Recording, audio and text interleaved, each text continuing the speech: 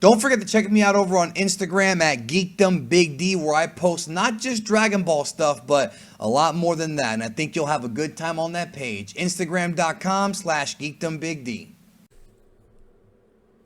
So we have here the full summary of Dragon Ball Super Chapter 66 from DBS Hype and Pera Pera Yume, the translator, covering all of the events of the chapter, fully translated, and a summary of what's going on. So if you want to see images of all this stuff, I did a video earlier today where we go into all the images and visuals of what happens. This is a companion video to that one because this is actually going to be a translation of what actually happens based on the text. And it's very interesting. So if you don't want to be spoiled, I mean, you shouldn't have clicked the video because I wrote spoilers in the title. But if you did on accident or whatever, get off the video now because we're going to get into it right now. And this is the full summary of Chapter 66. Let's get to it. The name of the chapter is Planet Eater Moro. Says here, as the recovered Z fighters noticed that the battleground has changed, they also figured that the Earth is in a weird state. Of course, because Moro has taken over the Earth. Gohan feels that his body is getting heavy, with Vegeta realizing that Goku must have screwed up. He understands the situation and orders everyone to leave the ground as Moro absorbs their energy that way. So they have to fly up and stay off the ground because Moro is absorbing them from the gravity, from the ground beneath them. He's absorbing their energy. This happens all over the globe. Meanwhile, Moro laughs, believing all of the Earth's energy is his. Goku orders Moro to stop Buu, but with several arms growing from the planet, Goku keeps avoiding and blocking Moro's attacks. Beerus, who watches the fight along with Whis, Krillin, and Jaco feel that this time he has to finish the job himself. However, Whis receives an order from the Grand Priest that he and Beerus should come to his place. Whis suspects it's about Beerus' case before they both leave. So this is when Beerus is about to Hakai him, I suppose. And Grand Priest says, no, we got to talk about what happened to Beerus. So he's going to go dip. Whis tells Goku that the last chance to defeat Moro is to destroy the crystal in his forehead, with Goku then focusing on it. It seems to disappear. Then suddenly, I guess the crystal disappears inside of Moro's forehead, so Moro's hiding it. Then suddenly Vegeta comes and screams, "Get out of the way, Kakarot." That pretty much covers the draft pages that came out. So this next stuff here is going to be all the stuff after that. Here we go. The Saiyan Prince starts hitting the ground with Moro seemingly suffering and the crystal slowly coming out of the forehead again. So this is Vegeta doing the Iron Man pose, it looks like, and coming down and punching the ground. And it actually hurts Moro because Moro is the earth and the crystal begins to kind of show itself. Vegeta orders Goku to quickly destroy the crystal as he cannot keep separating spirits too long. So I guess as Vegeta's punching the ground, he's also separating the crystal from being inside of Moro. So he's kind of doing two things at once, just very covertly. Goku understands and puts everything in his right fist. He storms towards Moro, avoiding his arms, and even forces his way through several hands. This is when the images of Goku punching through Moro's hands, that's right here. Just before reaching the crystal, he gets stuck and loses power. This is when Moro grabs him.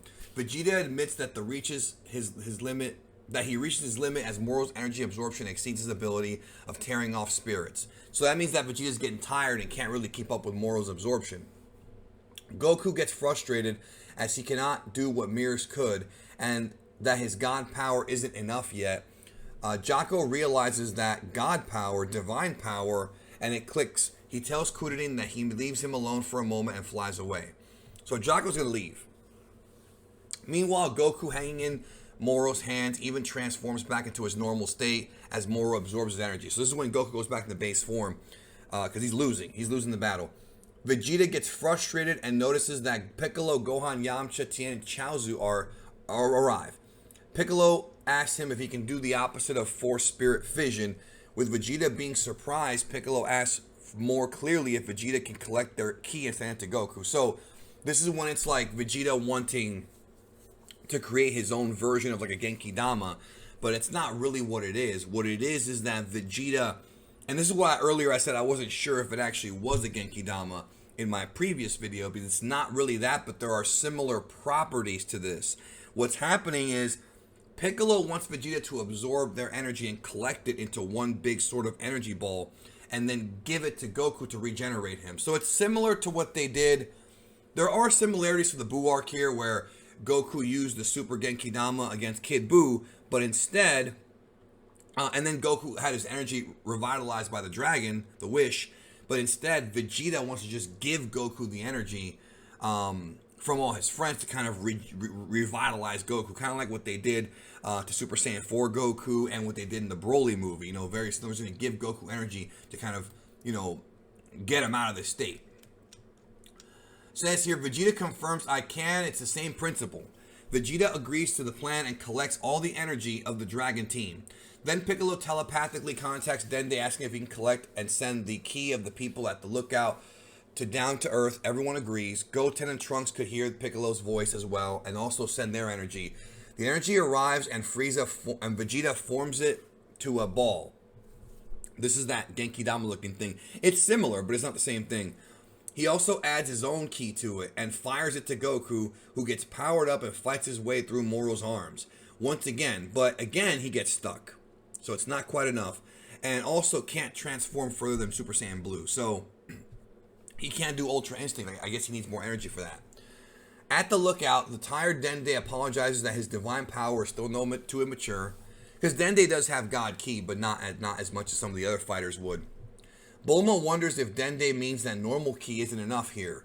Then Jaco arrives and asks where Buu is, as his power is necessary now. Remember, at this point Majin Buu has not necessarily absorbed, he did it a long time ago, but he has become one with the Grand Supreme Kai. So Grand Supreme Kai, being a god, has God Ki, his version of it. It's not quite the same as Hakai energy, but it is his version of it. So he's saying that we need Majin Buu to help, which I was wondering if Buu was going to help, and I guess he is. Bulma answers that he's sleeping inside, down on Earth. Moro keeps squeezing Goku in his hands, who apologizes and admits it was all his fault. So at least Goku has admitted, that the Senzu, giving Moro the Senzu was a bad idea, which it was. We all agreed to it, including Goku. Even Goku himself apologized for this. So people out there who were defending his actions, even Goku himself apologized, realizing it was wrong. And hopefully now, going forward, granted, it should have never happened, but okay, going forward, Goku should not make that mistake ever again. I mean, at this point, if he makes the mistake again, it's going to be really, really bad. It's going to look even worse for Goku and whoever the writer is if he does this again. So even he admits that he messed up. The others start looking at their options. Yamcha suggests leaving to space for now and using the Super Dragon Balls later, as the Earth ones might not be useful anymore. Krillin thinks that that's impossible in case the entire galaxy gets destroyed. Vegeta believes that, that might happen, but will the balls get destroyed too? We don't know that, but whatever. He's assuming stuff. Vegeta believes that there's no time anyways, as Moro seems to already have lost his consciousness and the explosion is near. So Moro is beginning to lose control and is about to explode anyways. So either way, they might be screwed. As they would die anyways, they agree to at least try to get Goku back, with Yamcha being sad having to die unmarried. So another throwback in a way to like the Cell Saga and to other arcs where Yamcha's like, damn, I didn't want to die unmarried. It used to be Krillin who wanted that, but more Yamcha now. Let me zoom out a tiny bit here. Then, to everyone's surprise, suddenly a gigantic energy ball appears. Goku feels that it's divine power, but from who? We see the Daikaioshin, which is the Grand Supreme Kai, helping Oob to raise his hand towards the sky and send energy on the lookout. That's right, remember, way back at the beginning of the arc, we found out that Kid Buu, pure Majin Buu, has divine energy because of the absorptions that he had. So Oob also has God Ki. This does not contradict the end of Z. On the contrary, what they've done here is they've kind of made Oob a lot more powerful. Oob is much stronger than we thought. Now, because of these events, they've sort of retconned the end of Z slightly, not a complete retcon, but they've sort of opened that up to where now when Goku fights Oob, Goku at the end of Z knows now that Oob has divine energy. He knows it now. And it says here, Dende realizes that Daikaioshin's divine power was inherited by the evil half of Buu after all, which is Kid Buu, pure Buu. Meaning that Oob, as his reincarnation, possesses that power now. So again, that might be why Goku wants to train him. See, it all makes sense now. Toyotaro actually did something really good here by enhancing the original manga to where it fits in with the Dragon Ball Super story a lot more. People were complaining for years, like, why would Goku care about Oob if he's fighting gods? Well, Oob has god energy. Now it all makes sense. And in many ways, Toyotaro has made up for the last arc by putting something very intelligent in there and something that could actually be even more interesting. And now the end of Z looks even more interesting and eye-opening now when you see Goku fighting Oob in those last 3 episodes of Z. But asked if he's doing it correctly, Daikaioshin answers, yes, thank you, I'm sorry for so suddenly. So, again, Oob has never met Goku, he's never met Vegeta, does not really erase the end of Z as far as his first time meeting them. He only knows the Daikaioshin. He hasn't even met Fat Buu yet, technically, because he's seeing him as the Daikaioshin. Meanwhile, Vegeta takes the end. It's kind of funny that Daikaioshin is getting help from Kid Buu. Think about that. The Kais are getting help from the reincarnation of Kid Buu, who terrorized them. So that's kind of interesting and cool.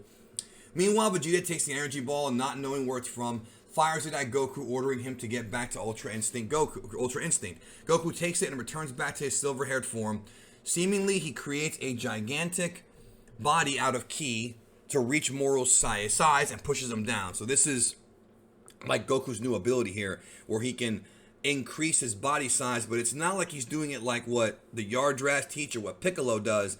It's just energy. He's creating like I guess you can call it like a clone of himself that's gigantic or something like that, but it's made of energy. That's a new technique. That's brand new for Goku. Goku's never done that before. And then Goku's real body inside the ki aims for the crystal, hits, it cracks, which makes Whis smile, noticing it in the far distance. Moro's body breaks into pieces and explodes.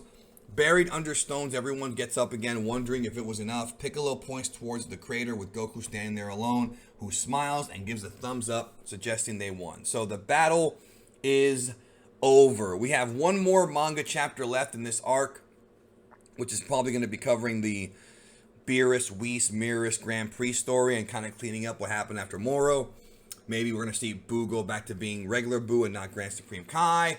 Who knows what they're going to do. But we still have one more chapter left in this arc to wrap everything up. And then we'll probably have the beginning of the new arc next month. I'm guessing they're going to probably tease it at the very least. Or we'll have the first couple of pages of it next month. So we'll see what they do.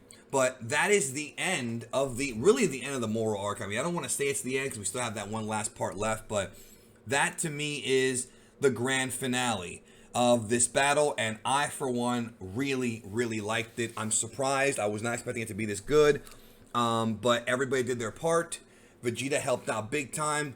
Oob helped out big time. Fat Buu / Grand Supreme Kai helped out, and Goku did the best he could. Yeah, his abilities are a little bit wonky. He's a little bit OP, I would say, but I did enjoy this ending, and to me, this is the most satisfying arc in Dragon Ball Super. Maybe Tournament of Power anime version was a lot of fun, but this one I think was probably the most satisfying, although, you know, seeing Goten and Trunks and seeing everybody else come back was nice. It's tough for me to say. I have to think about this a little bit more, but even though I really hated what they did last month with Goku, and I felt like Moro had regressed as a character, Toyotaro stuck the landing pretty well. And that's what I think. But I'll have a full analysis and review up tomorrow here on the channel. Thank you so much for watching. What did you think about the end of this battle? What do you think? What do you think about the end of the Moro arc? Did it satisfy you? Was it a letdown? Let me know. And I'll be doing a whole Moro arc review in the future. So look forward to that. Thank you. Have a great day. And we'll talk soon.